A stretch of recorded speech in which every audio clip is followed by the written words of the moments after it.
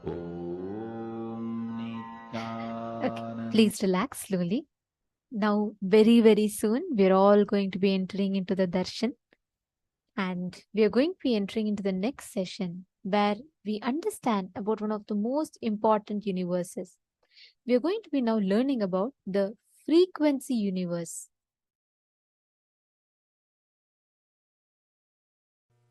Ability to convert the number into frequency. Understand? Listen now. All number, when it goes round, it is called frequency. 0 is just converting number into frequency. Like a plus 1, 2, 3, 4, 5 becoming minus 1, 2, 3, 4, 5 becoming circle happens centered on 0. Grasp it. Converting number to frequency, number to circling is centered on 0. If it is just plus, it is logic, number. If it is plus and minus, it is frequency, circle. How many of you are getting it? Plus and minus together is circle, frequency. The number becoming frequency happens centered on 0.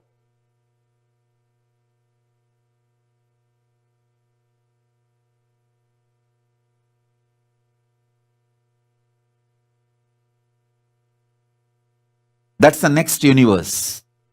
Frequency universe. Heart, breath, dimension of life.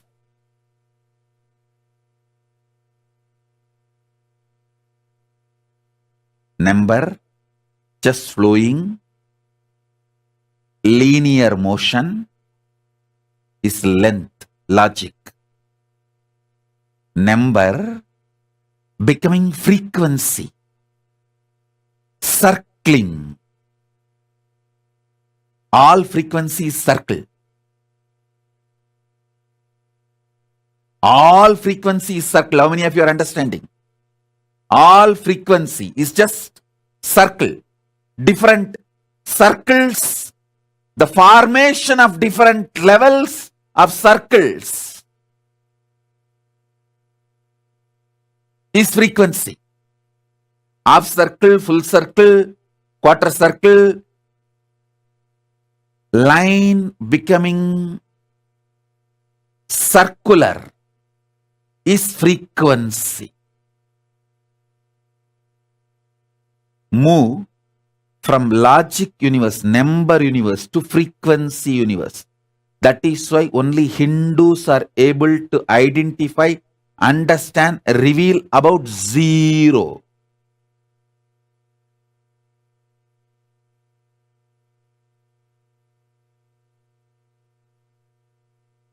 Because it is centered on 0, logic becomes frequency. Only if you see one side, numbers, it is logic. If you understand both side numbers, plus 1, 2, 3, 4, 5 and minus 1, 2, 3, 4, 5, you will see the number is becoming frequency. It is becoming circle.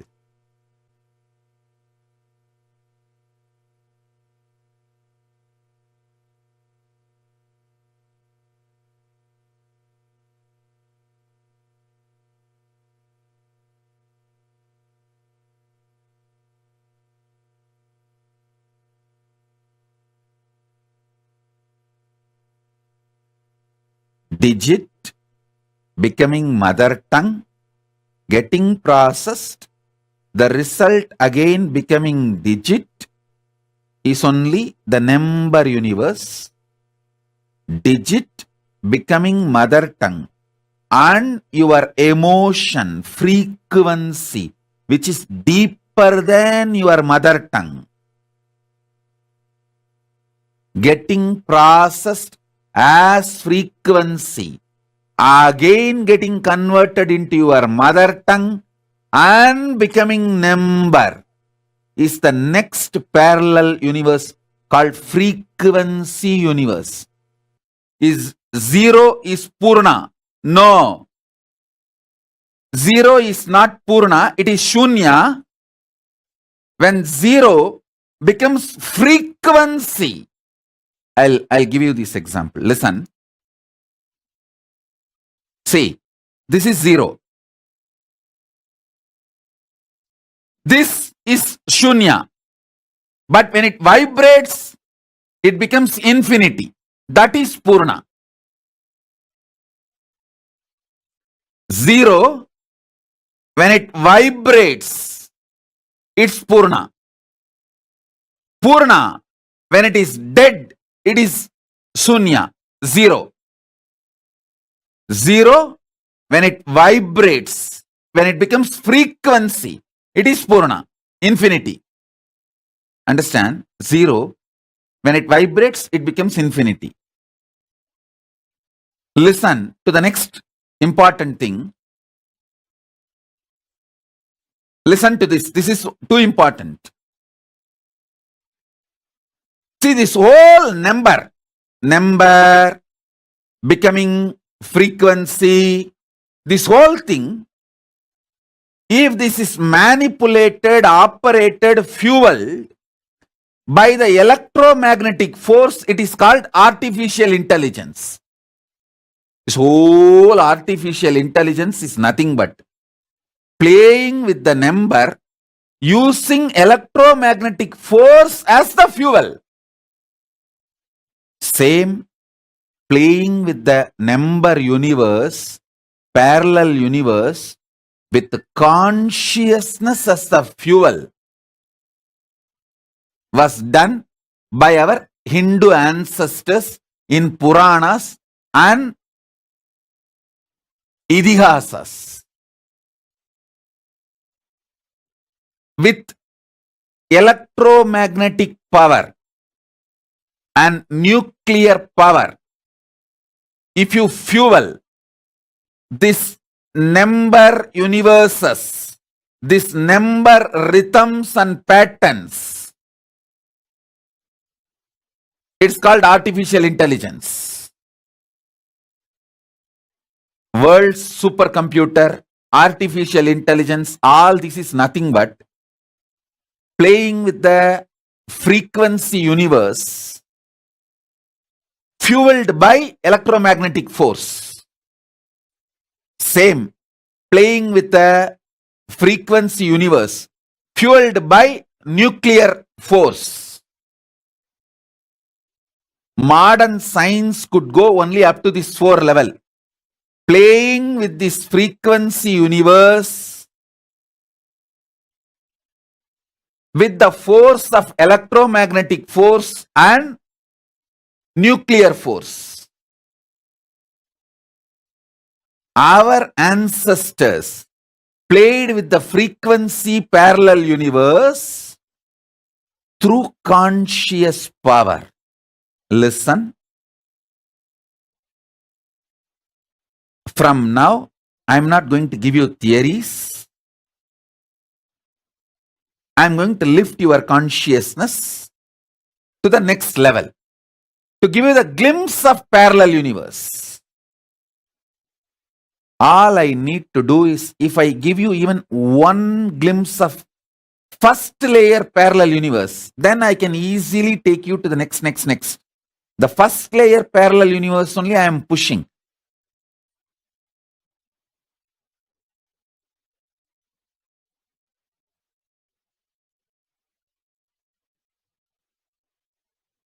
This first understanding about number universe and frequency universe. If you are able to grasp it, raise your hand. This idea of number universe and frequency universe. Raise the hand. Great. Now, fueling the number universe and frequency universe with the electromagnetic force is artificial intelligence. How many of you are understanding this? All this supercomputer, everything is nothing but playing with this frequency universe with electromagnetic force. That's all. I have defined the whole supercomputer, artificial intelligence, in this one line. How many of you are getting it? This one line is the definition of the whole artificial intelligence. Supercomputer, everything. Fuel it, empower it with electromagnetic force. It is artificial intelligence. If the same is empowered by consciousness,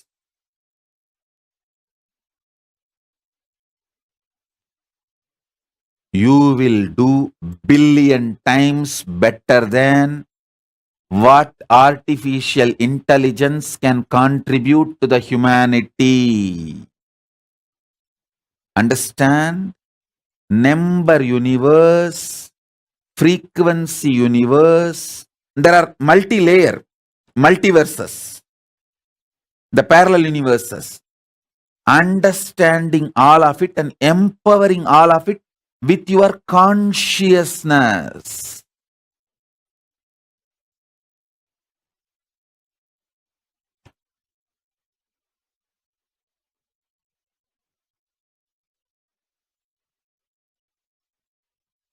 The Pushpa Vimana Ravana used and all is the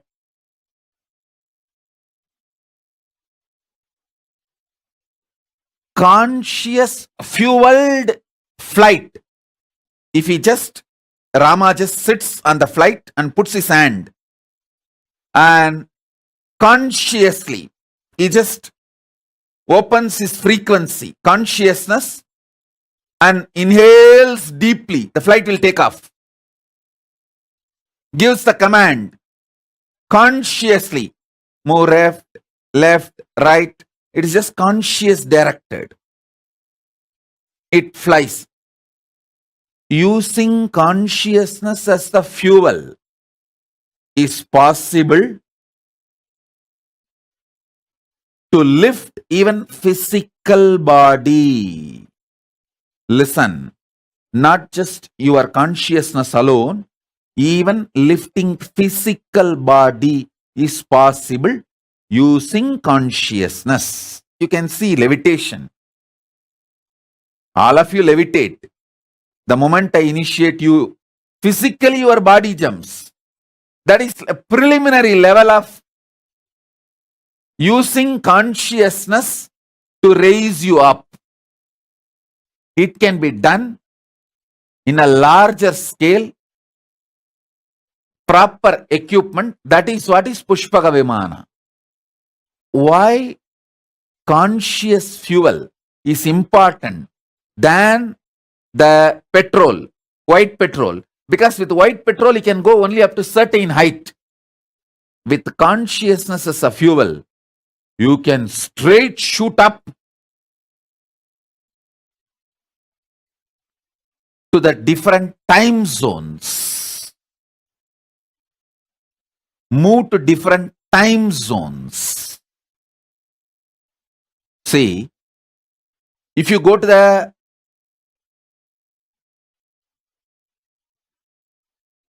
higher altitude, the world, many governments have established that station in the space research station.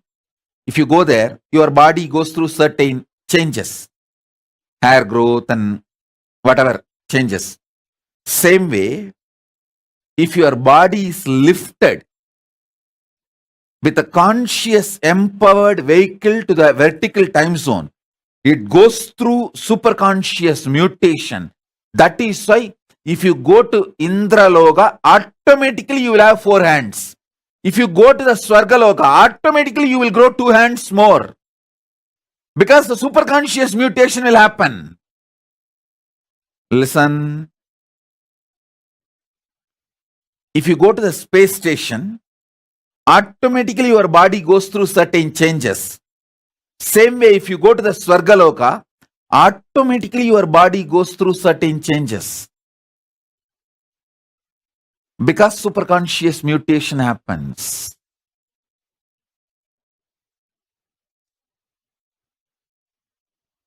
Understand this step by step.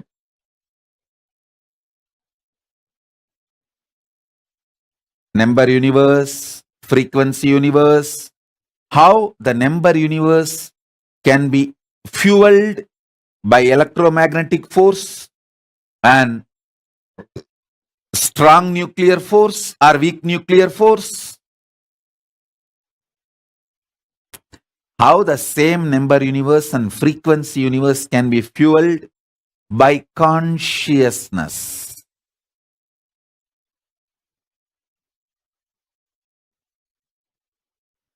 How it can be fueled by consciousness.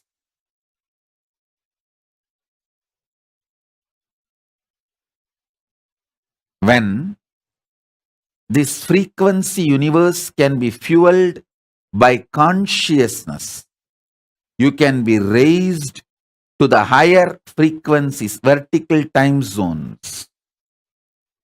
If I infuse, empower you with consciousness,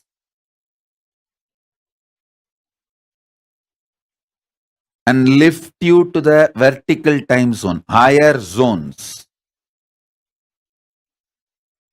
the auspicious changes happens in your consciousness is so much. It does unimaginable superconscious mutations and manifests positively in your inner space. That is what I am going to do now.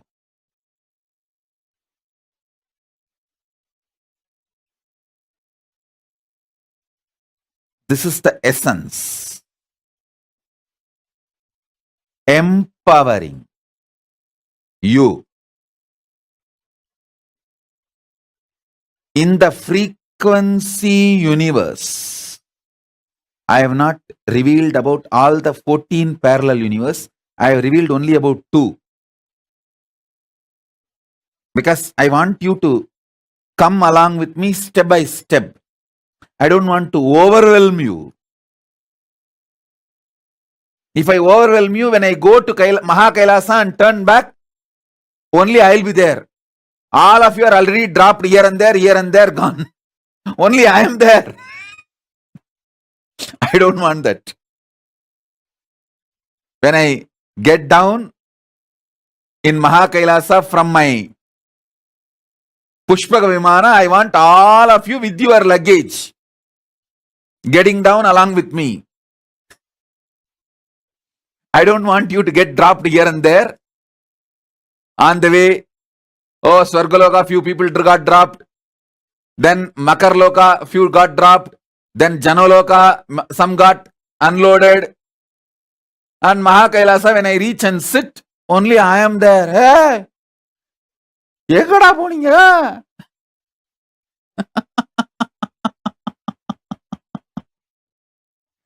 பாதியிலே bus விட்டு இறங்கிட்டீங்களாடா?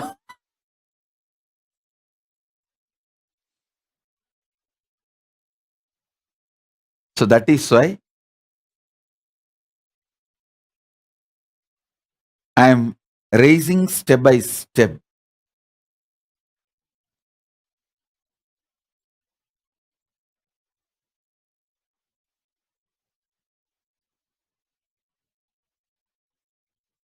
How many of you used to have a vivid experience that you can fly when you are a child? It's not like a dream. Sometimes it will be vivid experience. You can really fly. How many of you used to have this vivid, strong, like a faith dream? See, in the dream you may see but you will strongly really believe even after waking up it is possible for you. How many of you had that kind of experiences?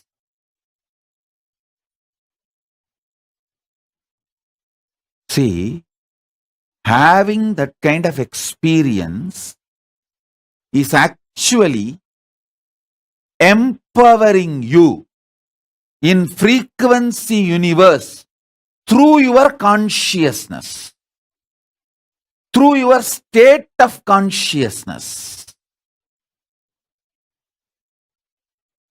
It's one of the capacities, positive conscious capacities.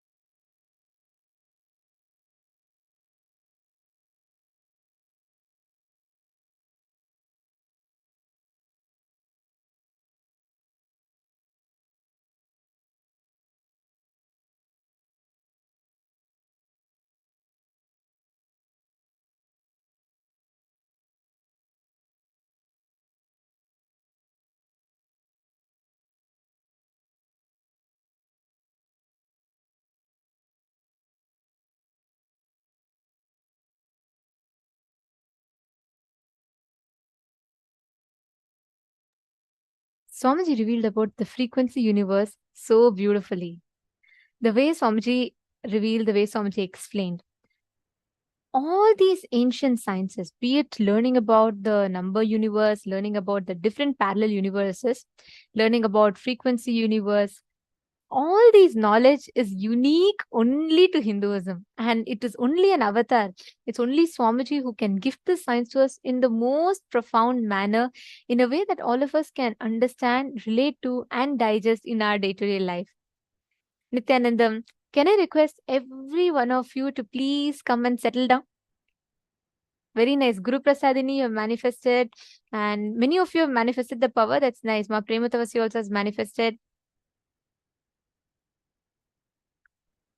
Yes, Carmen, you did. Yes, you did receive the initiation. Can I request every one of you to settle down? How many of you are here ready for the darshan? How many of you are here ready and excited for the darshan? Please post in the chat. Nithyanandam, dear participants, can I please request everyone to come and settle down in front of the camera, please? Nithyanandama, Katerina, Barbek, Ma Jayanti, Nithyanandam. Okay. Ma Maha Kalpa Vriksha. And Pavanaya, I read your message. I saw the message that you had posted. I just wanted to say, see, first and foremost thing, there's nothing to be afraid, okay? Whenever expansion is happening inside, reacting to it with fear is something like a tendency that we humans have. We usually think, oh, we are afraid of things being small. We are never afraid of our smallness. We're only afraid of our bigness. We're very afraid to face our bigness. That's why if someone tells you that, if someone tells you you're bad, you're this, you're something wrong with you, you would immediately believe that person. You will feel like you either will react to them or you would feel inside that what they are telling might be true. But if someone comes and says you're God, you will just laugh at them. I mean, now that you know what Swamiji has told and Swamiji has prepared us, Swamiji has explained to us elaborately, that we at least start cognizing it a little intellectually. So the problem is we fundamentally as human beings have a problem that we feel deep resistance and fear for our expansion. Consciously just declare to drop it and start enjoying the expansion that's happening in you. You don't need to do any other technique. Just enjoy it. Enjoy the expansion. Be in gratitude more and more to the expansion that's happening in you. I do see the clarity you're having, the amazing clicks you're getting. So it's a beautiful expansion that Swamiji is giving to you. Just enjoy it and cherish it. You would see the more and more gratitude you have to the blessings of the knowledge, tremendous knowledge that you are being blessed with. You would see the intensity with which the knowledge is again getting revealed to you would become more deeper. And this whole time, once again, like the whole Paramashivam is happening in the most auspicious of times. It is this time where the Navaratri, the grand Navaratri celebrations are happening, starting from the 14th of October, where each day, the Navaratri actually means 9 nights of intensity, where the divine cosmic mother makes herself available, easily accessible to the whole world. Swamiji very beautifully explains, Parashakti is that manifestation where ultimate love and compassion, like a mother, that's why she's a cosmic mother. Even if you want to do something and you just pray to her, you just tell, look, Ma, I can't do anything. You just take care. You please make sure everything is happening properly. Even if you just ask her one simple thing, she will rush to attend to you. She will rush to make sure everything is being made available for whatever you need, all the requirements. And Navaratri is a time where that intense cosmic energy, the divine feminine energy becomes available and accessible every single day. The 9 nights of intensity, it is called. And we are just few days away from the beginning of Navaratri. And we are already having actually people from across the globe are pouring in for offering sevas for Parashakti, Devi Paramashiva Shakti during Navaratri. The most beautiful thing is here, the offerings that are done to Parashakti are done in the most authentic way. Swamiji literally, understand the deities that you see in the Kailasa temples. They are not just idols. they are not just stone carved and kept over there, or the metal carved in that shape and kept over there. They exist because there is a very special, unique process called as prana pratishta. Breathing life into the deities is done directly by the avatar himself. This prana pratishta process is something very unique to Hinduism. Sanatana Hindu Dharma has been far advanced than what our modern day science is able to even fathom about. We saw the elaborate revelations when yesterday we learned about the existence of 14 lokas, the 25 states of consciousness, and today we've been learning about how our scriptures have revealed about the brain, rewiring of brain, and the deeper truths what Swamiji has revealed and elaborately explained to us. So whatever Hinduism has is way too advanced than what our modern day is able to even grasp. One such advanced science is birthing of the deities, where the gods, goddesses who exist, really exist in the parallel universes, their deities are created and their energies invoked into the deities such that the very consciousness of those deities of those gods and goddesses start reflecting in these deities. Just like how all of us are existing, where Paramashiva is continuously reflecting inside of us, and we exist, we are alive, we feel we exist, we know we exist, that I am existing, that feeling is so strong and alive in us. Same way, that consciousness is breathed into the deities. That is what is a process called as prana pratishta. And the rituals are offered to the deities for whom the prana pratishta is done. So the offerings are extremely powerful, because anything you offer, first you're getting to offer directly to the Nija Avatara, the physical manifestation of the divine, as our beloved Swamiji, and to the Archavatara, for whom prana pratishta is being done. So you get to directly offer your offerings to the gods, goddesses, the divine cosmic mother herself.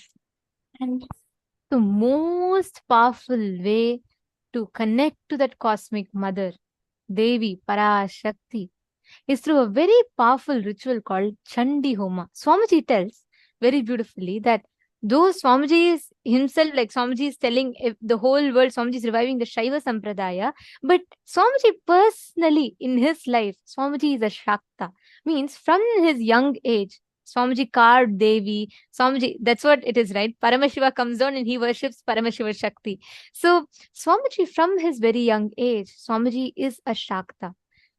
And all the rituals, Swamiji said, till the time Swamiji realized his avataric mission, and even after that, Swamiji used to keep doing the Sri Vidya Puja every single day. And the way Swamiji, the whole revival, the Chandi Homa being made available, actually I should tell you all this. When Swamiji does Chandi Homa, right, the fire will take the form of Devi and come and accept the offerings. There are tons of photographs where you can clearly see the fire in the form of the deity, which means the deity will take the shape of a fire. Chandi Homa is not just an offering. It is one of the most powerful way you can experience and connect yourself to the divine. And this Chandi Homa, the way this ritual is, if you just listen to it from Swamiji's own words, you will just fall in love with it. Let us now watch a short documentary on Chandi.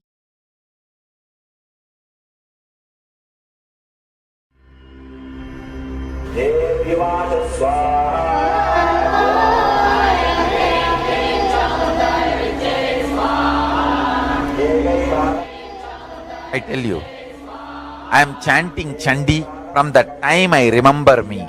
Maybe at the age of 2 or 3, I heard Chandi being chanted, then started chanting. I chant Chandi from the age of 2 or 3. First listening, then chanting. It is something extraordinary to awaken all the life energies in you. It is such power. The word Such energy. Devi Mahatmyam means glory of the goddess Devi. This 700 verse chant is a part of the sacred scripture Markandeya Purana. It extols Devi as the mother Chandi, who is the glorious embodiment of goddess Durga, power, goddess Lakshmi, abundance, and goddess Saraswati, knowledge. This chant is also called Chandi or Durga Shaptasati. It is chanted for us to destroy our inner negative thoughts and demonic tendencies and emerge as the divine embodiment of Devi, manifesting power, abundance, and knowledge. The Devi Mahatmyam describes a time in human history when negativity and destruction pervaded planet Earth, symbolized by demonic energies. All the gods prayed for Devi Parashakti to destroy these demonic forces. Devi Parashakti assumed a ferocious warrior form and slayed the demons through illustrious battles. In the divine life of the Supreme Pontiff of Hinduism, Jagat Guru Mahasannidhanam, His Divine Holiness Bhagavān Nithyananda Paramashivam, chanting Chandi and offering the Chandi Homa is one of the most intimate practices which he has done as a part of his personal worship and a part of his guidance and teachings for millions across the world, including thousands who seek to experience the same oneness with Parashakti which he radiates. The Vedic tradition, there are two literature, two 700 slokas which can directly give you to enlightenment. One 700 sloka is philosophy, Bhagavad Gita. The other 700 sloka is technique, Chandi, Sabdasati. Bhagavad Gita is linguistic importance. Understand, try to practice. Chandi is phonetic importance. Just reciting, it can lead you to enlightenment. With Chandi, it is working on sound, just a very phonetic sound. Chant or listen, enough. Work happens inside you. That is the ultimate sound vibration. When you recite, you can feel inside your body that creativity getting expressed.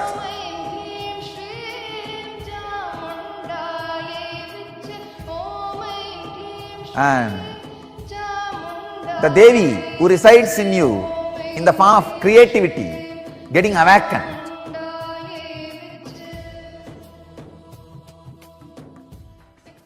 Today, revered and worshipped as the Pushpa Samadhi of His Divine Holiness and preserved in the sovereign archives is the Devi Mahatmyam book, which was used by His Divine Holiness from around the year 1995 in the preliminary years of his mission, when he was volunteering in the Ramakrishna Mutt in Mylapore, Chennai. Beginning on the 31st December 1999, His Divine Holiness experienced the first great pause, where he was radiating an intense space of superconsciousness. During this time, Paramashiva was preparing the body of His Divine Holiness to uplift the cosmic consciousness itself to the next level. Due to this, His Divine Holiness was eating very little and not talking or even moving around.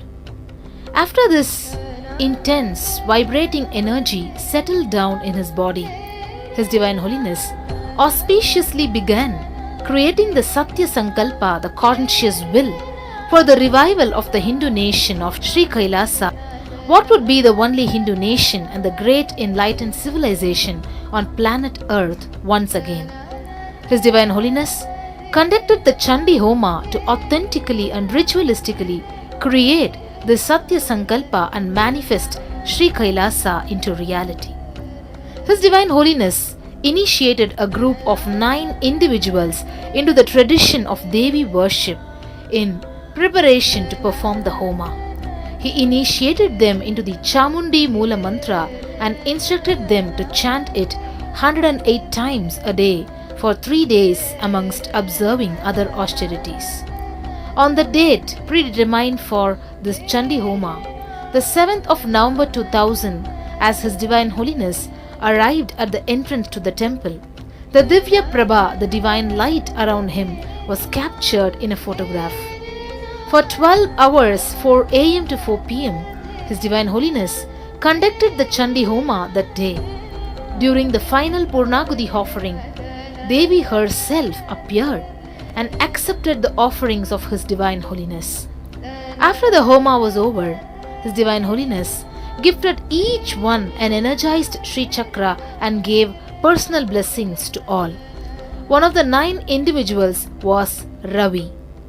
Ravi Ayya remembers how His Divine Holiness revealed where Devi Parashakti herself did tapas and guided Ravi and the other temple administrators to build a temple in this area for Parashakti.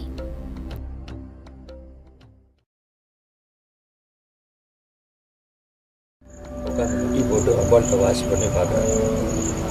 அதை வாசி பண்ணி பார்க்கும்போது எந்திரிச்சிட்டு அவர் மனசில் ஒரு ஆனந்தம், அந்த முகத்தில் ஒரு ஜேஜஸ் எந்திரிச்சு நின்று ரொம்ப நல்லா இருக்கே அப்படின்னு சொல்லிட்டு என்கிட்ட சொல்கிறார். அம்பாளுடைய ஒரு நவசண்டி ஹோமம் பண்ணுங்க, அதை நானே முன்னே நின்று நடத்தி வைக்கிறேன், நானே செய்கிறேன், உட்காந்து செய்கிறேன். இது வைதிக முறையில் இல்லை, சாதுக்களுக்கே உரியதான தாந்திரிக முறையில் நான் நவசண்டி ஹோமத்தை பண்ணி வைக்கிறேன். உங்களுக்கு ஒரு வேகமும் கிடைக்கும், உங்களுக்கு பலமும் கிடைக்கும், பணமும் கிடைக்கும், எல்லாமே நல்லபடியாக செய்வீங்க.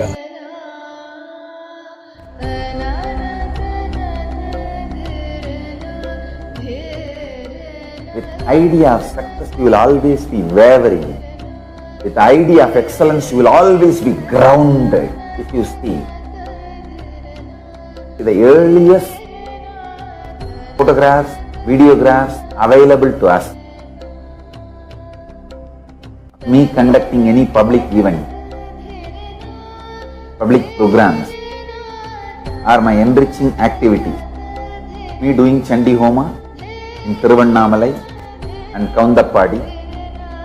Understand, if you see those photographs detailedly, whether the side tables or the tables covered with a clean white cloth, or my hand key, or everything needed for the sacred rituals, the way it is arranged.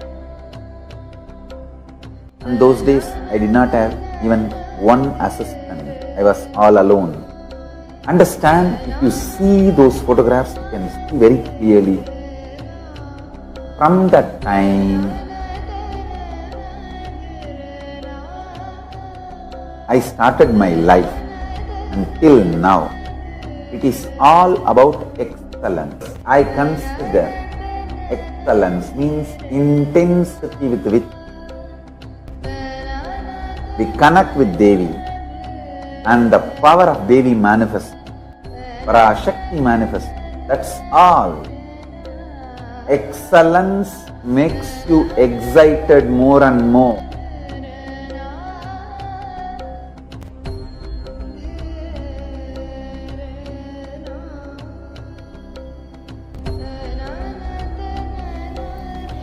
This same intensity and excitement is today felt all over the world in the hearts of millions of people. The conscious resolution, the Satya Sankalpa that His Divine Holiness made in the year 2000 with this Chandi Homa has blossomed into fruition into a full-fledged nation, Kailasa. In the following years, His Divine Holiness continues to pour himself into the 10 to 12 hours it takes to perform Chandi Homa and the week's time which is needed for preparations, even as he was personally constructing and inaugurating temples and adhinams and embarking on Vijaya Yatra in all the countries of the world. I used to follow Agama fanatically. I will not allow even a small bit of paper or a plastic or anything to fall into that Agni. Once I invoke the god or the goddess in the Agni. There was a time in 2001 till 2003, I myself will go to devotees' houses or temples and personally do the homas. Sometimes 10 hours at a stretch. 10 hours at a stretch. I myself will go to those shops and prepare all the herbs and items needed to be offered. If there is Homa, 1 week before itself I will go and sit in those shops. They will give 2 workers, 3 workers to me separately. So those workers will start, I will have that book, Agama books, and I will dictate one by one. They will take it and keep it clean, wash those herbs, remove all the mud or any paper or plastic, anything, clean it up, and then they will organize and give. Understand why I am narrating this incident? Because really, the gods and goddesses you invoke in fire come there. Understand that it is not imagination. It is not some small time pass game, or it is not just to satisfy some online, the viewer or the person who paid. It is not profession. No. Understand, when you utter those sounds, invoke them in the fire, they are actually invited there. Chanting the Chandi is a powerful method of connecting with the universal consciousness. The 360 Shaktis, as well as the hundreds of mantras, the mandalas and yantras, are embedded in the sacred lines of the Chandi, which invoke the divine forces to uphold the balance of the world and give a superconscious breakthrough in individuals. In the Chandi Homa conducted by His Divine Holiness, the very one who embodies the Shiva Jnana Bodha does the Bodhaka Kriya, the offering of the sacred ritual. Especially when conducted by the incarnation of Paramashiva, the Chandi Homa has the power to uplift humanity itself with a superconscious breakthrough through awakening of the sacred feminine cosmic mother energy inside each being. That's a beautiful sloka in Chandi. Yadevi sarvabhuteshu matru rupena samstita namastasyai namastasyai namastasyai namo namaha. O Devi, who is residing in all whatever exists, sarvabhuteshu matru rupena samstita, in the form of ultimate creativity, mother, matru rupena samstita, who is residing, namastasyai namastasyai namastasyai namo namaha. I bow down, I bow down, I bow down, I surrender. Through this Chandi Homa, His Divine Holiness is actively reviving the powerful feminism, the original Hindu feminism. During one of the final offerings of Chandi Homa, 9 young girls, 4 boys and 9 married women are worshipped as the Navakanya and Vaduka Bhairavas and Navadurga. The unique phenomenon that makes Chandi Homa being offered in Kailasa so special is that all of the Suvasinis, the Kumaris and Bhairavas are initiated to manifest the Shaktis by incarnation of Paramashiva himself, His Divine Holiness. Each of them are literally radiating the superconscious energy and mirroring the higher brain functioning of His Divine Holiness. Understand? My tapas is not inspiration for you to do tapas. It is initiation. Understand? I have not done tapas for myself. I have done it for you. Now, the Devi is available. Sit with that one powerful cognition. All the life energies put together is Parashakti. Let Parashakti manifest in all of us and awaken all the life energies.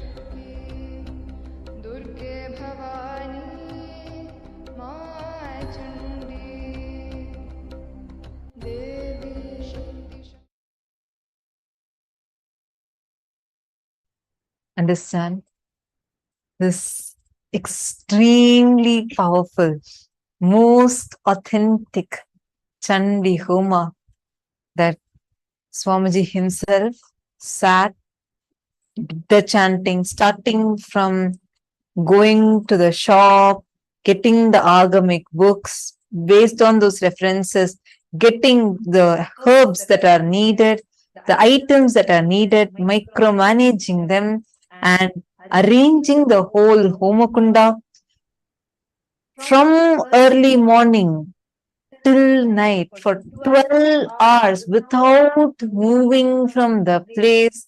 He himself doing the Homa, he himself chanting, doing all the tapas, and just for the sake of each one of us, he does all the tapas and did the Chandi Homa and started this eternal ritual which has been happening every single year in Kailasa. We have been doing this Chandi Homa throughout this Navaratri. The 10 days, it's going to be a grand celebration with Chandi Homa happening every single day for 12 hours straight. Each day, 12 hours. This is what Swamiji did, where at that time, there was no one else who was going to sit and assist, help. It was only Swamiji, just a young village boy from a remote village who just with his clear vision to revive Sanatana Hindu Dharma to its fullest glory. And it's so beautiful to see so many of you have posted in the chat how Swamiji has gifted. Ma Premakarani saying it is so powerful, you can just feel the energy. And Ma Yogananda Rupini has posted eternally grateful. And oh my God, so many of you have posted the way you have enjoyed this Chandi Homa, this documentary. Actually, Ma Forum Lemaye has posted that she offered the Chandi Homa in the Adinam in the presence of Swamiji, and she has posted that, which later blessed me with complete completion with mother and much more. And she says, what Bhagavān has blessed to us is beyond anything, lifetimes of showering. Absolutely. This Chandi Homa is so powerful. It can not just, it will bestow you with the grace and blessings of the cosmic mother. You will see any inauspiciousness in your life will just be burnt with the power of Chandi Homa. No enemies, enmity, or even your incompletions will have power over you. It's extremely, extremely powerful. As Swamiji was saying, this is not of linguistic importance. Bhagavad Gita, you need to cognize, understand, and live it. Chandi Homa is of phonetic importance, means with just the vibration, the chanting of Chandi. Swamiji started chanting Chandi when Swamiji was just 2-3 years old kid. From that time till now, this performing Chandi Homa, and that too in the most authentic way, whether gathering the 108 herbs that are needed and getting everything. We all saw, right? Like how grandly Swamiji was offering the Chandi Homa. That exact ritual is what is going to be done during the Navaratri. So whoever wants to offer, whoever wants to be a part of this offering, you want to perform this Chandi Homa, you want this Homa to be offered for you, you can sign up. Take a moment, go to kailasa.org, even kailasa.org/payment, and that's the sign up link. You all can click that sign up link and just register yourself. Our team would immediately reach out to you and help you with how you can offer. And anyone who is interested, all the participants and viewers that are interested, you can just post here in the chat. Actually, Ma Aina has posted She said, it's so beautiful to see Paramashiva offering rituals to Devi Parashakti. Absolutely. Imagine Paramashiva himself has come down and Paramashiva himself is doing the rituals for Devi Parashakti. That itself, like Swamiji said, it is not it's not like a profession. It is an experience. It's a divine connection. You can literally touch, feel, and experience the divine energy in front of you. Chandi Homa is one of the most beautiful ways that you can connect to the divine cosmic mother. See, there are tons of rituals you can do. You can do in any other places. But the end result, ritual itself is powerful. Many times we are not sure if the ritual, the person who's offering or the way the ritual is done, how authentic it is. Because now there are like hundreds of options available and we don't know. But here, Paramashiva himself accepts, Paramashiva and Parashakti themselves accept. You can be like 100% sure that your Homa has reached to the right source. And you can be 100% sure that the way the rituals are done and what rituals are done, each of them are personally micromanaged by the Supreme Pontiff of Hinduism himself. Actually, you all could see in that video, there was a clipping where they showed when Swamiji was walking.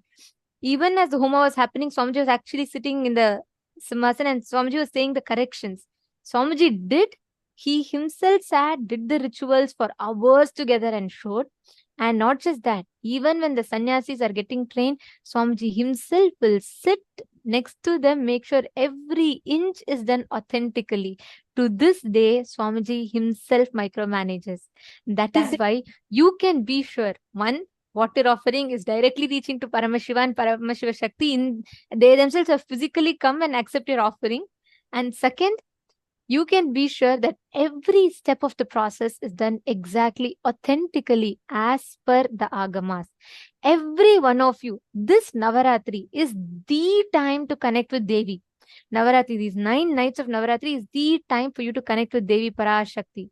So understand, the next 9 days, anybody who wants to offer Chandi Homa, this is the best time. These 9 days of a year, this Navaratri is the best time you can connect to Devi Paramashiva Shakti. Any one of you that want to offer the Chandi Homa, you want to offer any rituals, there are multiple rituals available. You want to offer any rituals to connect, please go ahead. You all can sign up in the link as shown. And the support desk team is continuously available and you all can click the link and they're posting the link in the chat. You all can head to the link.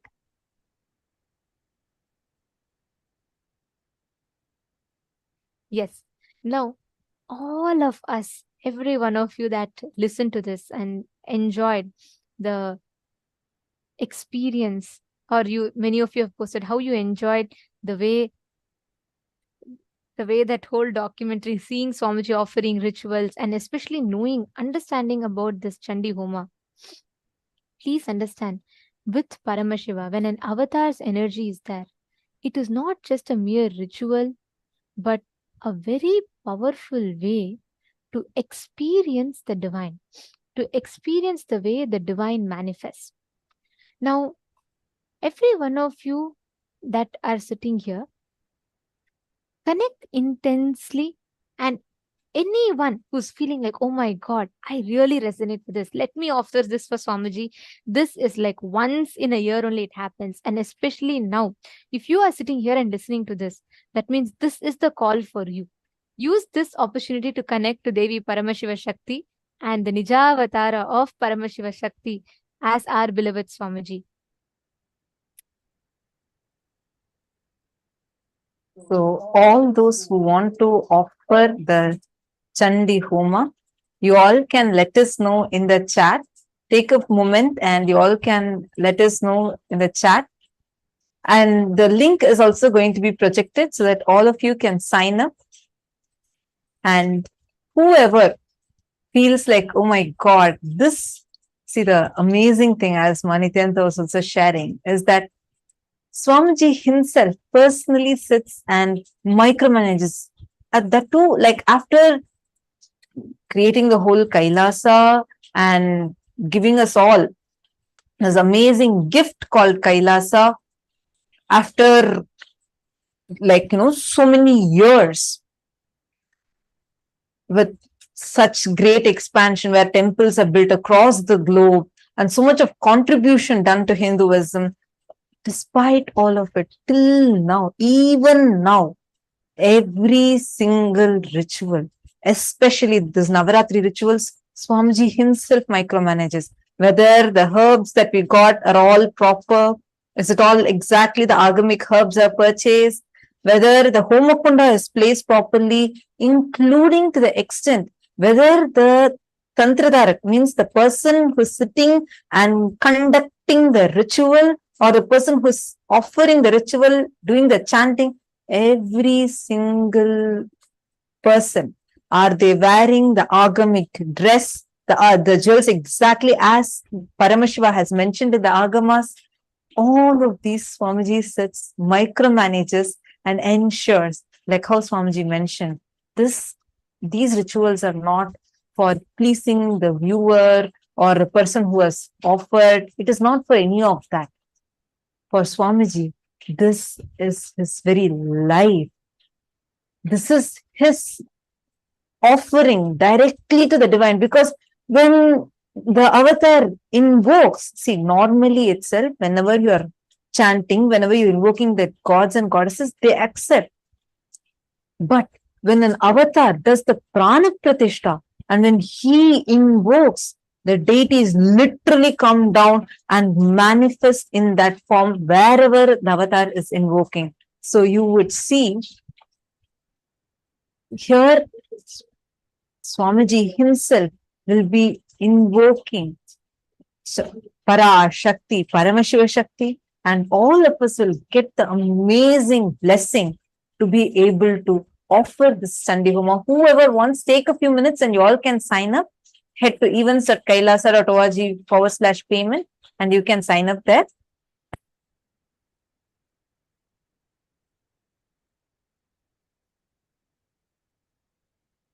Now it's time that all of us prepare ourselves for the darshan. And today, as all of us know, we are having the darshan of Bhagavān Sadashiva Murti. And now let us all prepare with chanting the Dhyana Shloka of Bhagavān Sadashiva Murti. Take a few minutes, and yes, anyone wants to have any clarification, you want to know further details, you all can post in the chat. Just post in the chat, I would like to offer Chandi Homa, or you would like to know more about Chandi Homa. Our team will reach out to you and they will be able to guide you further and answer all your queries. Yes. Now let us chant the Dhyana Shloka of Sadashiva Murti.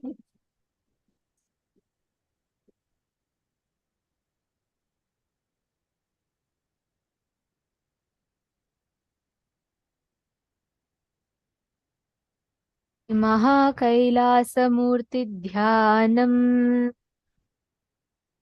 Shrunutaf Brahmana Sarve Guhyad Guhyataram Param Asti Melorudhadbhage Mahan Kailasa Parvatah Sambasya Sagunasyayam Sabhaktasyendu Maulinah Sambhaso Yojananam Cha Vimshat Kotibhirayatah Aunatyametadviguna Masya Gneyam Dvijottamaha Navaratnamayam Tasya Madhye Shikharamuttamam Tatralayo Maheshasya Nana Ratna Vichitratah Prakara Gopurathala Valabhibhirvirajitah Tatha Simhasane Tatra Mahashambhus Sadashivah Prafulla Kamulolasa Panchavimshan Mukhojvalah Dhrithanana Yudhadbheda Sipanchashatakaramanditah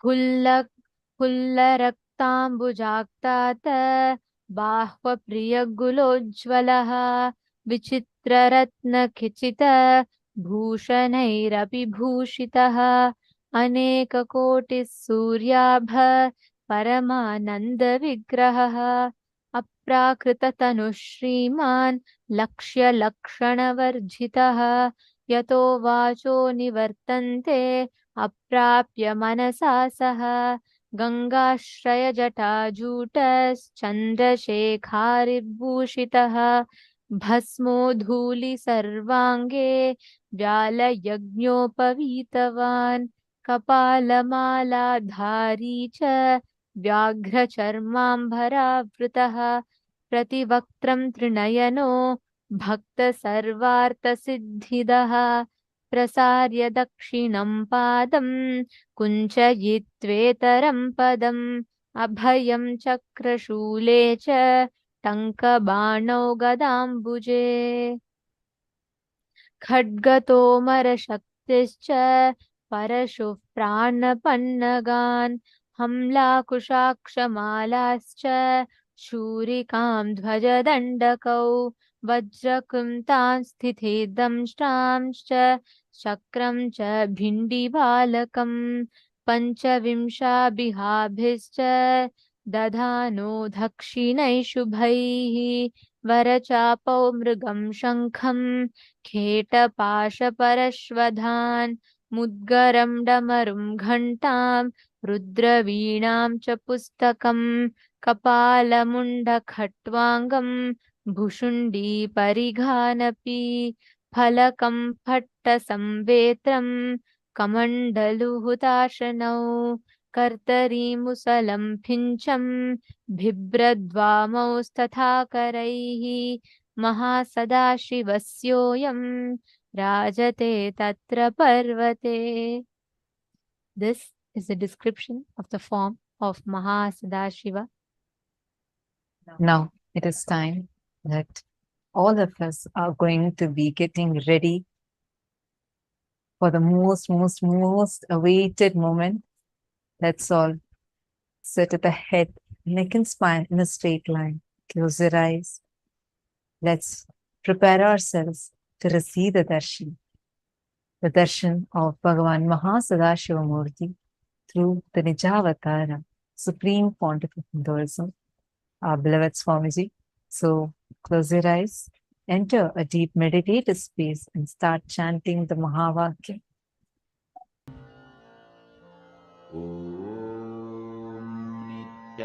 Nithyananda Paramashivoham Nithyananda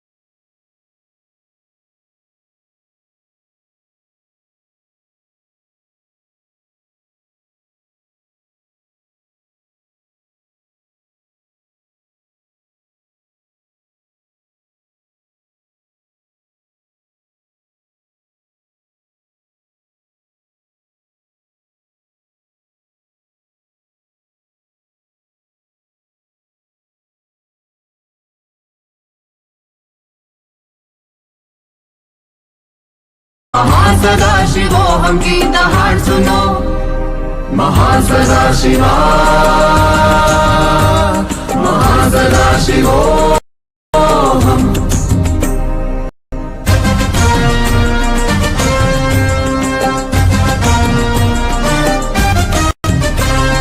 Haldi Kumkum चूना चंदन नित्यानंद के ऊर्जा मिश्रण मिलके निर्मित हुई है औषधि औषधि के स्पर्श से तुम निर्विकल्प समाधि पाओ जीवन का उद्देश्य पूर्ण हो महासदाशिवा महासदाशिवोऽहं भगवान के अमर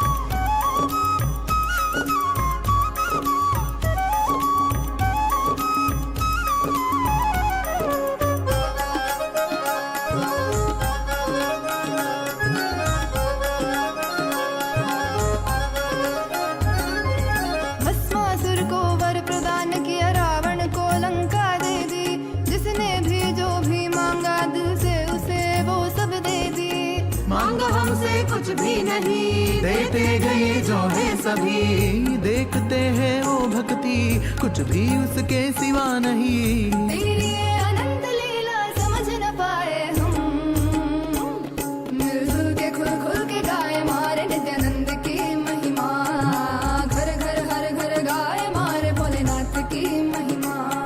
इस धरती पे उतर के Every one of us that are sitting here eagerly awaiting to receive the initiation, to awaken the brain grooves, to have the telescopic and microscopic vision, to be able to reflect the cosmos.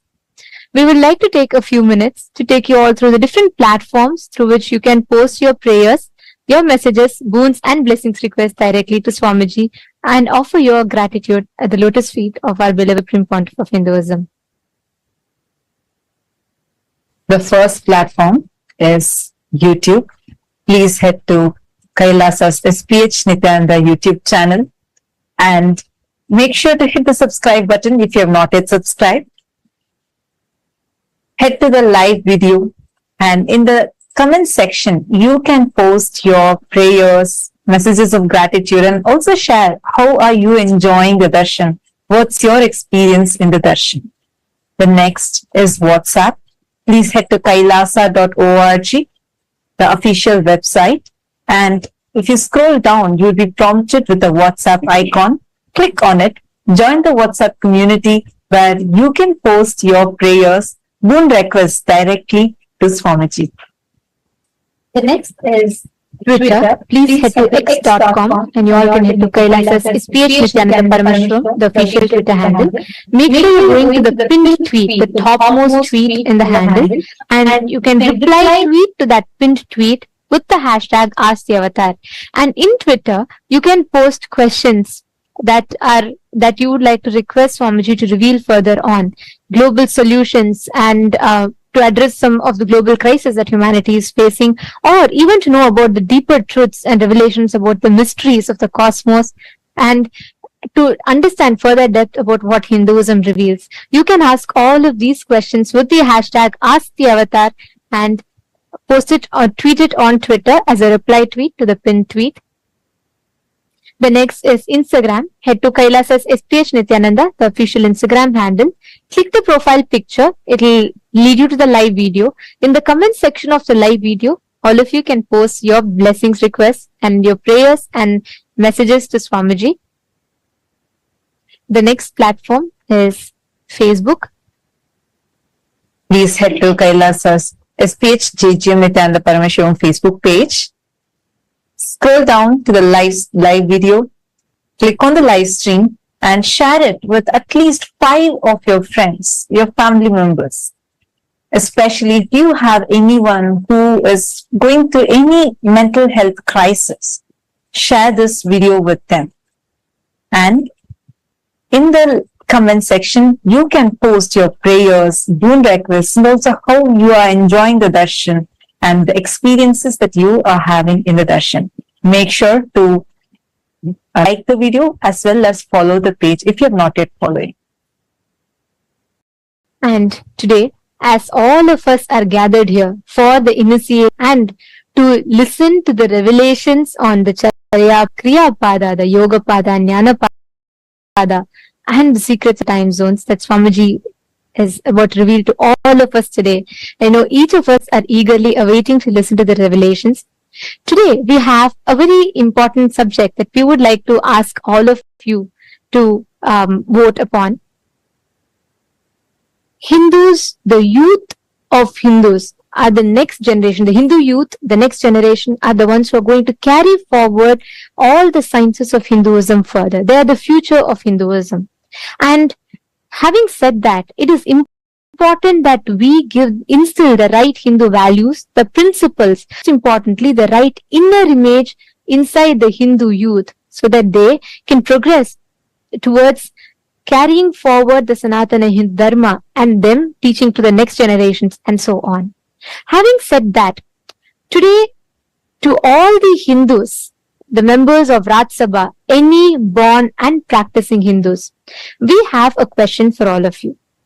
Do you think that Hindus should be offered the choice to embark on 1 year brahmacharya lifestyle, brahmacharya training, where they officially krama brahmacharya life. They get initiated and they live the life of a krama brahmachari, a sannyasi, and which is similar to the mandatory 1 year military training in some of the countries around the world.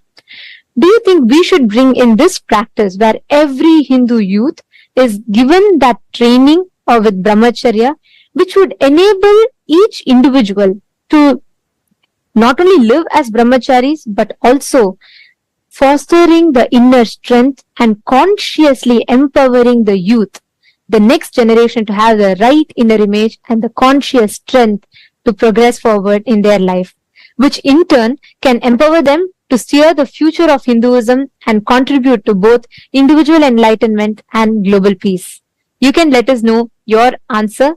If you feel yes, you can opt for yes. If you feel no, you can opt for no. Do let us know. Please head to kailasa.org/Hindu-votes. You can head to kailasa.org/Hindu-votes and cast your vote. Understand, this voting system that we are having, where Kailasa's Rajya Sabha voting, is a very, very important initiative that the Supreme Pontiff of Hinduism has taken upon to unite the 2 billion Hindus across the globe. As Swamiji has elaborately mentioned in various different satsangs and presidential addresses, Sanatana Hindu Dharma is the only solution for all the global crises that humanity is facing, especially in the modern day. While all of us, especially in this generation, are facing some of the very tough times, we have an avatar here with us. And it is only the Sanatana Hindu Dharma that is having the science and solution for all of the crises that we are facing today. Your participation in this voting is going to be a part of this grand revival that Swamiji is doing, the Supreme Pontiff of Hinduism is doing, in order to bring the 2 billion Hindus together and revive Sanatana Hindu Dharma to its fullest glory. Take a few minutes now. We request all of you to head to kailasa.org/Hindu-votes and cast your vote. And also, please head to Twitter using the hashtag Kailasa Parliament. Please post why do you feel that the voting choice that you have made is the right choice according to you. To head to the link and please vote, please cast your vote. And today, to all the members of Chit Sabha, to all the Sarvagnya Pita Yajamans, the Sarvagnya Pita Kartas, and every one of you that are here with us, we have an important topic upon which we would like to ask all of you to vote upon. How much do you think in your life are you incorporating, applying the Jnana Pada, the powerful cognitions and truths that the Supreme Pontiff of Hinduism has revealed in your everyday decision making and crisis management in your personal life?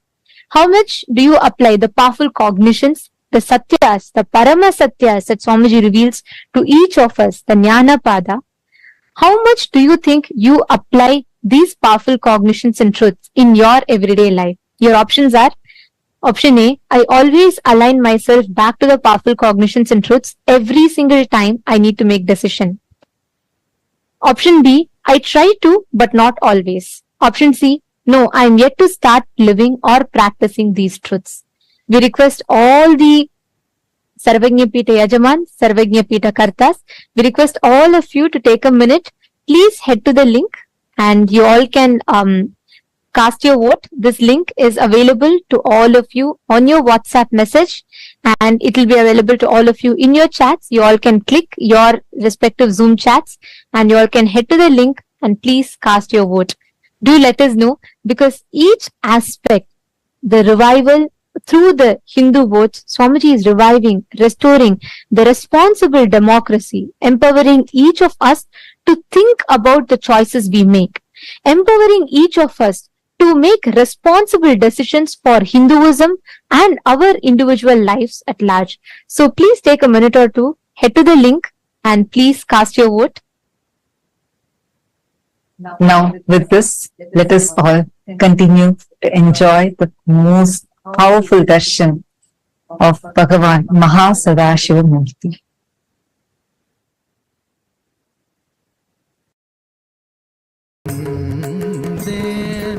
நான் காலகாலமாய் காத்திருந்தேன்.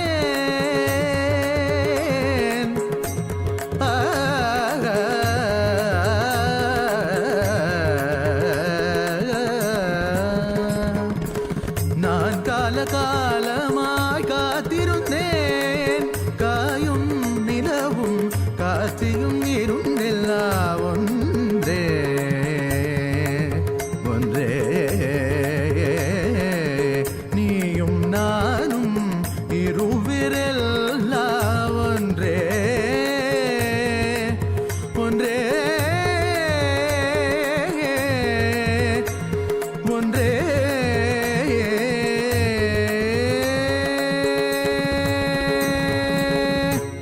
நான் தான் சிவன் சிவன் சிவன், நானே அவன் அவன் அவன்.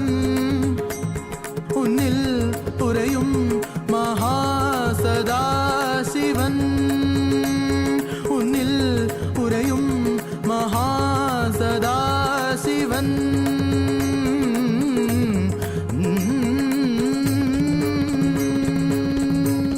நீதா சிவன் சிவன் சிவன், நீதாவன் அவன் அவன்.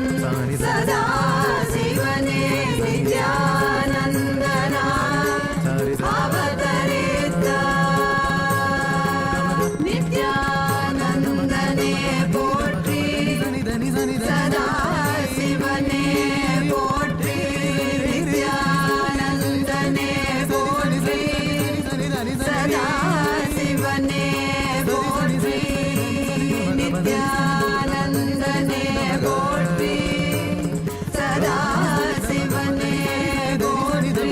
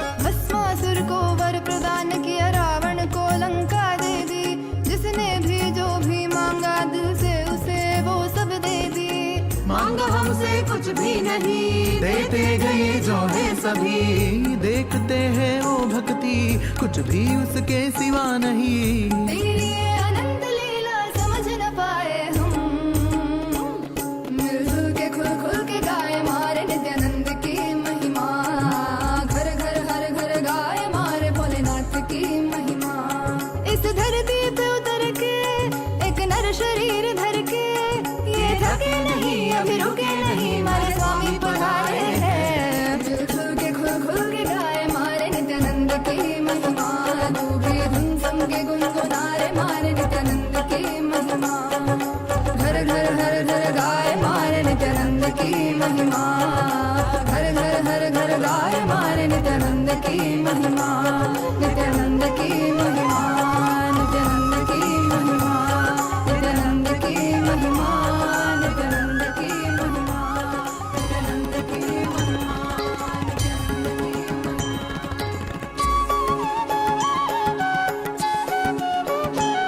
मम माता जनकोऽपि त्वं, यन्नम्मयप्पने मम रात्रिं दिवसत्वं, कालभैरवाय नमः। जगदादिस्त्वम् अन्तस्त्वं, हे जगत्कारण मम सङ्घर्षत्वं पूर्णत्वं, हे फलप्रदा मम भूमिराकाशत्वं,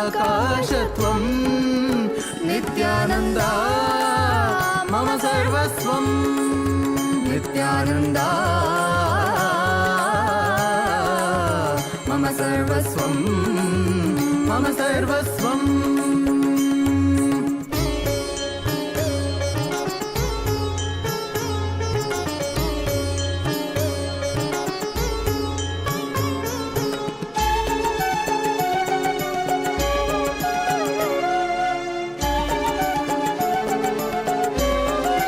तेरे चरणों में उम्र बीत जाए, मेरे संसार में केवल तू, मेरे जीवन का लक्ष्य तू ही बन जाए।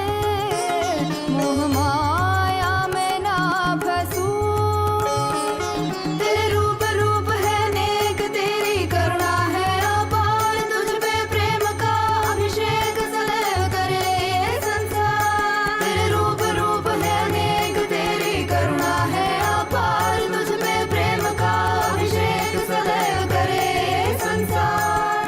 सा सा सा सा सा सा सा री री री री री री री गा गा गा गा म ग म ग म प ग म प म ग म ग रे सा नि सा सा सा सा सा सा सा री री री री री री री गा गा गा गा म ग म ग म प सरि नि स द नि सरि ग रि म ग प म द प नि द नि प द म प द नि नि द द प प म म माता जनकोऽपि त्वं, यन्नम्मयप्पने मम रात्रिं दिवसत्वं, कालभैरवाय नमः। जगदादिस्त्वम् अन्तस्त्वं, हे जगत्कारण मम सङ्घर्षत्वं पूर्णत्वं, हे फलप्रदा मम भूमिरा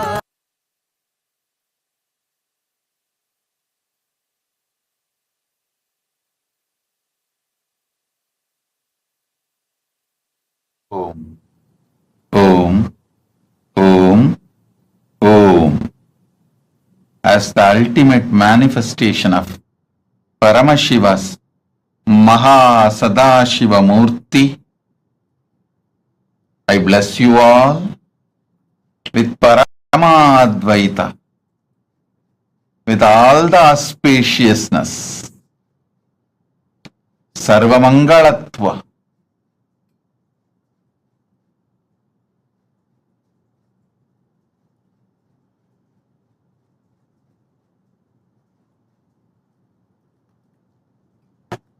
Today,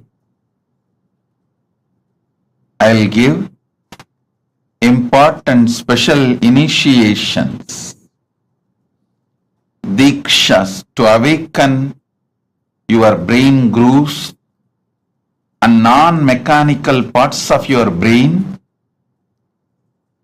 to experience Sadashiva.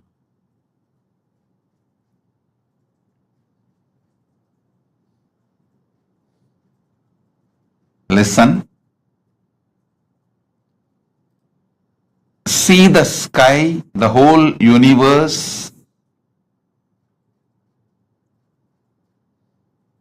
Visualize your brain is telescope to see whole universe, and it is microscope to see yourself deep. It can see what is happening in the farthest end of the universe in Milky Way. It can also see what is happening deep inside you, in your consciousness, in your emotions, in your perceptions, how the thoughts, emotions, patterns are functioning. It can see the Brahmanda and Pindanda, heights of Brahmanda, depths of Pindanda. Decide. Listen carefully. Decide to sit as Sadashiva with 25 heads, 50 hands, 75 eyes. Just sit. You are inside him.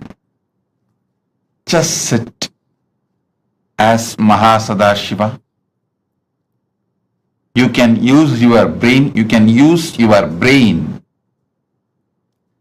You can use your brain as telescope and microscope. You can see the farthest end of Brahmanda and the depth of Pindanda.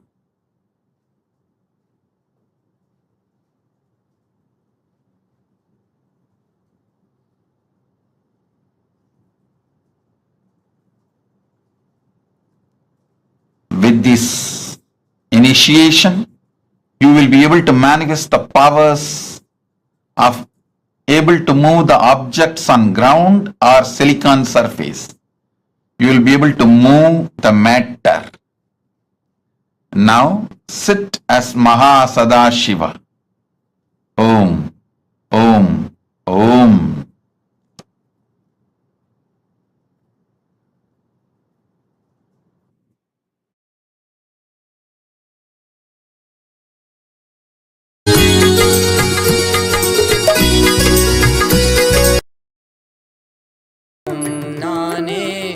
எதிலும் இயங்கும் இயக்கமும் நானே, என் இசை நின்றால் அதங்கும் உலகே.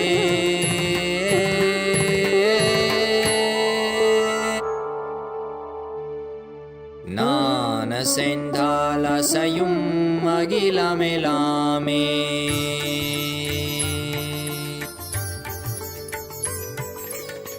நான் அசைந்தால் அசையும் அகிலமெலாமே. அறிவாய் மனிதா உன் ஆணவம் பெரிதா. நான் அசைந்தால் அசையும் அகிலமெலாமே. அறிவாய் மனிதா உன் ஆணவம் பெரிதா. ஆலவாயினுது பாத வந்தவனின் பாதும் வாயினிய மூல வந்த துருவாற்றும் நானே. பாவமும் நானே, பாடும் உனை நான் பாத வைத்தேனே. பாட்டும் நானே, பாவமும் நானே.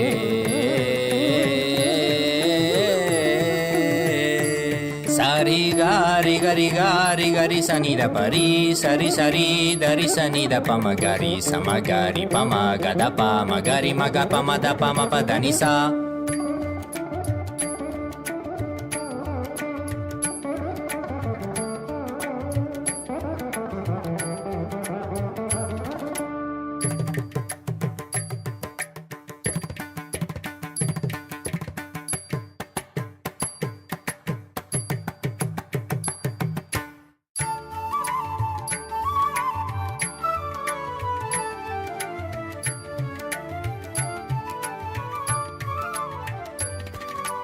Tindarikitatikatatikatatikata, dinda, jumk, jumk, jana. झुमक जाना झुमक झुमक दिंधा दिंधा हा झुमक झुमक दिंधा दिंधा सगरी ग सारी नी सारी नी सदा दारी सानी दा पमा पदा नी सारी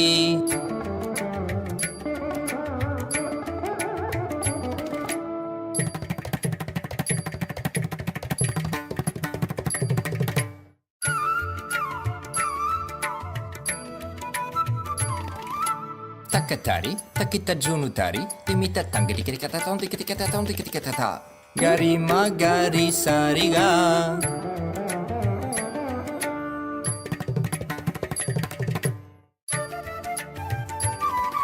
tajam tha trikata tha ni sariga ma tom trikata tha gari sa tarik tak tha padani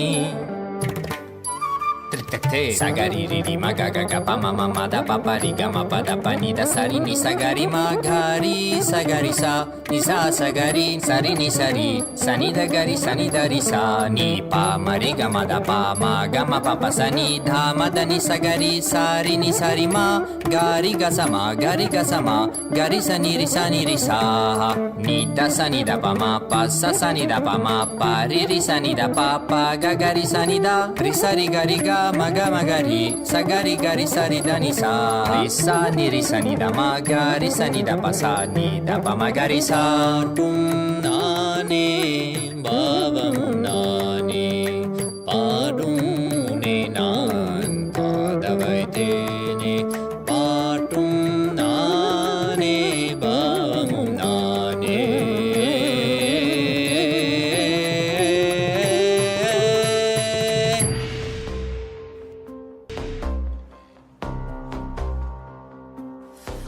हर बोल शिव शंभु नित्यानंद परमशिव शंभु हर बोल शिव शंभु कैलाश राज शिव शंभु चल रहा था मैं अकेला तेरे ही एक आंसू में सोना सा मेरा समुंदर तेरी ही एक प्यासू में बारिशे बन के मिला जो तुझ में ही मैं खुल गया नदिया के जैसे तू आया तुझ में ही मैं खो गया बोर के हर तारे सा जगमग मुझे तू कर गया द्वारे खोले तूने तेरे जग ये सारा मिल गया नित्यानंदा शंभु शंकर बन के तू जो आ गया थामे तेरे हाथों को जो तुझसे ही मैं मिल गया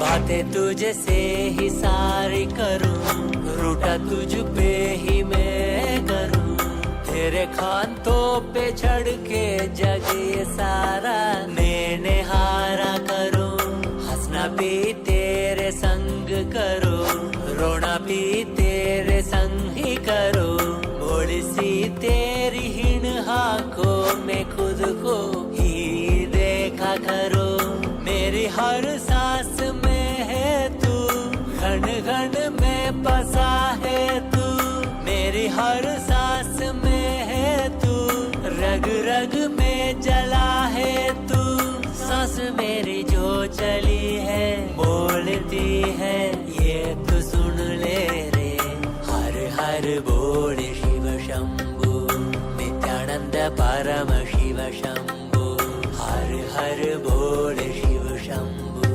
कैलाश राज शिव शंभु हर बोल शिव शंभु नित्यानंद परमशिव शंभु हर बोल शिव शंभु कैलाश राज Shiv Shambhu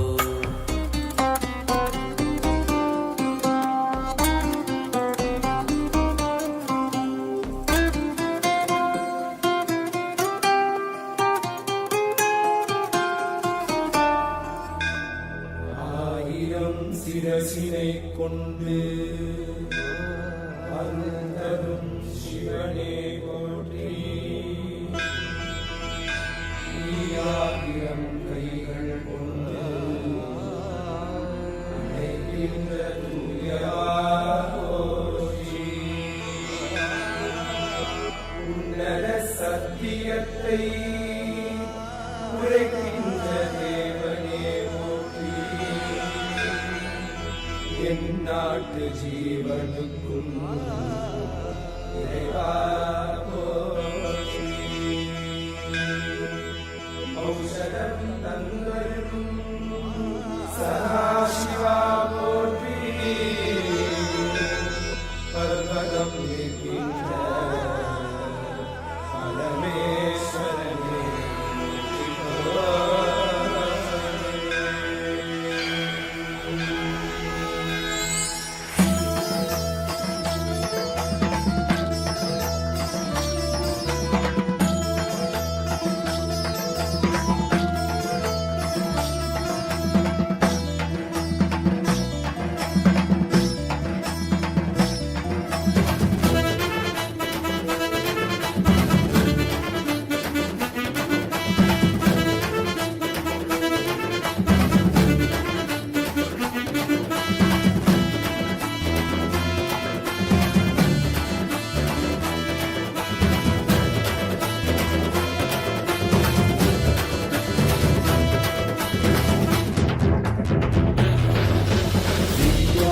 Nityananda, Satya Nityarupa, Nitya Nityananda, Satya Nityarupa, Brahma Nityananda, Vishnu Shivarupa, Brahma Nityananda, Vishnu Shivarupa, Ananda Tadava Nitya Hare Nityananda, Paramahamsa Shri Nitya Hare Nityananda, Ananda Tandava Nitya Hare Nityananda, Paramahamsa Shri Nitya Hare Nityananda, Nitya Nityananda.